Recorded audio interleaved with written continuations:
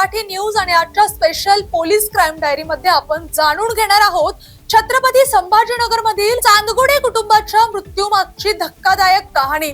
एका कुटुंबातील 3 जणांचा मृत्यू, 17 वर्षांचा कौटुंबिक दुरावा, 4 महिन्यांपूर्वी पुन्हा सुरू झालेला संवाद आणि त्यानंतर अवघ्या 10 दिवसांच्या मुक्कामावरून उफाळलेला वाद। सुरुवातीला या घटनेमागे आयफोनच्या हट्टाची चर्चा झाली, मात्र पोलिसांनी आयफोनचा हट्ट हे कारण असल्याची चर्चा अफवा असल्याचे स्पष्ट केले आहे। मग नेमकं या कुटुंबासोबत घडलं तरी काय, चला जाणून घेऊया आजच्या संपूर्ण घटनाक्रम मध्ये। छत्रपती संभाजीनगर मधील खवड्या डोंगरावरून उडी मारून जीवन यात्रा संपवण्याची घटना समोर आल्यानंतर संपूर्ण महाराष्ट्रात खळबळ उडाली। घटनेनंतर अनेक तर्कवितर्क सुरू झाले। कुटुंबाचे एवढं टोकाचं पाऊल का उचललं, यामागे आर्थिक अडचणी होत्या का, कौटुंबिक वाद होता का, की आणखी काही कारण होतं, या प्रश्नांची उत्तरं शोधण्याचं काम पोलिसांकडून सुरू आहे। या प्रकरणात आता मुरलीधर चांदुगडे यांच्या बहिणीने केलेल्या कथित खुलाशांमुळे एक वेगळीच बाजू समोर आली आहे। मुरलीधर यांचा त्यांच्या मूळ कुटुंबांशी, विशेषतः आई वडिलांशी तब्बल 17 वर्षांपासून दुरावा असल्याची माहिती समोर आली। मुरलीधर यांनी आई वडिलांचा सांभाळ करावा अशी अपेक्षा नव्हती, मात्र किमान त्यांनी आपल्या आई वडिलांशी बोलावं, संपर्क ठेवावा एवढीच इच्छा त्यांच्या बहिणीची होती अशी माहिती समोर आली आहे। पण तब्बल 17 वर्षांनंतर या नात्यात पुन्हा जवळीक निर्माण होऊ लागली। गेल्या काही 4 महिन्यांपासून मुरलीधर यांचा त्यांच्या मूळ कुटुंबांशी पुन्हा संपर्क वाढू लागला। भेटीगाठी वाढल्या, नातेवाईकांशी संवाद सुरू झाला आणि तब्बल 17 वर्षांनंतर जुन्या नात्यांना पुन्हा जोडण्याचा प्रयत्न सुरू झाला।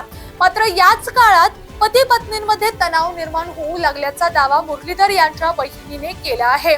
या प्रकरणातील महत्त्वाचा टप्पा म्हणजे 4 महिन्यांपूर्वीचा एक लग्न समारंभ। मुरलीधर चांदगुडे एका भाच्याच्या लग्नाला गेले होते, मात्र संगीता चांदगुडे या लग्नाला गेल्या नसल्याची माहिती समोर आली।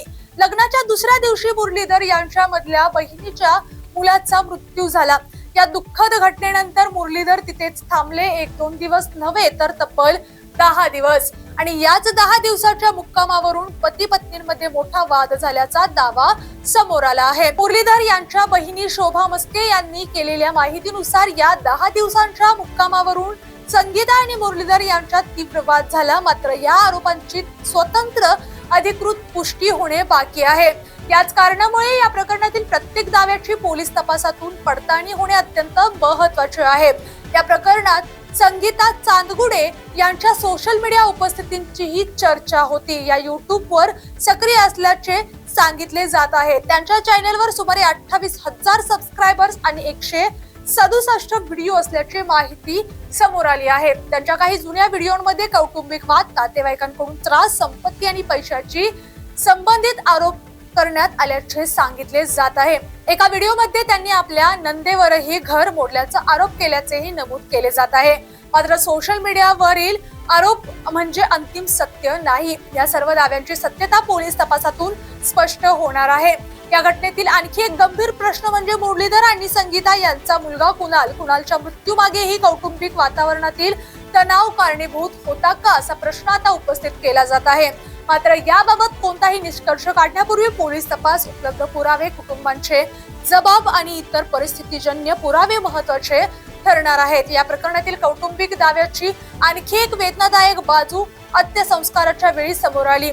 शवविच्छेदनानंतर मुरलीधर यांचा मृतदेह त्यांच्या नातेवाईकांनी ताब्यात घेऊन जालन्यात अंत्यसंस्कार केल्याची माहिती समोर आली आहे। तर संगीता आणि कुणाल यांचे मृतदेह मुकुंदवाडी येथील संगीता यांच्या माहेरी नेण्यात आल्याचे सांगितले जात आहेत। एकाच कुटुंबातील सदस्यांवर वेगवेगळ्या ठिकाणी अंत्यसंस्कार हा योगायोग होता का, की वर्षानुवर्ष वाढत गेलेल्या कौटुंबिक दुराव्याची ही शेवटची आणि सर्वात वेदनादायक परिणती होती? प्रश्न मात्र अनेकांना अस्वस्थ करणारा आहे। काही वेळा मोठे वाद एका दिवसात निर्माण होत नाही, ते वर्षानुवर्ष साचत जातात, संवाद कमी होतो, गैरसमज वाढत जातात, नाती दुरावतात आणि परिस्थिती हाताबाहेर गेल्यावर त्याचे परिणाम अत्यंत गंभीर होऊ लागतात। मात्र या प्रकरणात नेमकं कारण काय होतं हे पोलीस तपास पूर्ण झाल्यानंतरच स्पष्ट होणार आहे।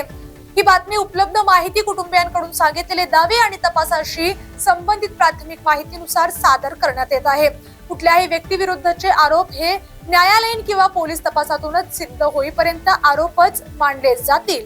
SP9 मराठी 17 वर्षांचा दुरावा, 10 दिवसांचा मुक्काम, कौटुंबिक वादाचे आरोप, सोशल मीडियावरील दावे आणि अखेर 3 जीवांचा दुर्दैवी अंत. या सगळ्या मागचं अंतिम सत्य पोलीस तपासातूनच समोर येणार आहे. तोपर्यंत अफवांवर विश्वास ठेवू नका. अधिकृत माहिती आणि तथ्यांवरच विश्वास ठेवा. आपण पाहत होता SP9 Marathi news special police crime diary.